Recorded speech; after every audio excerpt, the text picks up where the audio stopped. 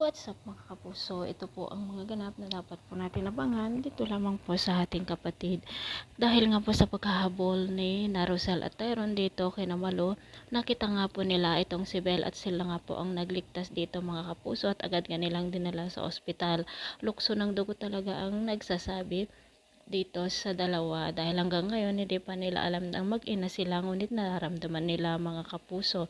Takot naman sina Melania at Bea nang malaman nila na nakaligtas na nga itong si Belle at nagalit pa siya nang malaman na si Rosel nga ang nagligtas dito mga kapuso at nagsampalan nga sina Rosel at Bea noong pumunta sila sa ospital. Samantala mga kapuso, galit nga si Bea dito kay Belle at sinabi nga niya na siya ang babayad dito sa utang ng kanyang daddy at ng kanyang ina. Masasabi na kaya ni Bea dito kay Belle na si Rosel nga ang kanyang ina mga kapuso? Samantala, ito namang si Chris ay sinabi nga niya dito kay Rosel na kalimutan na daw niya o pabayaan sina Malu at Gomar. At hindi naman talaga makagets itong si Rosel, no? Hindi na niya maisip na kasabwat pala ni Chris ang dalawa.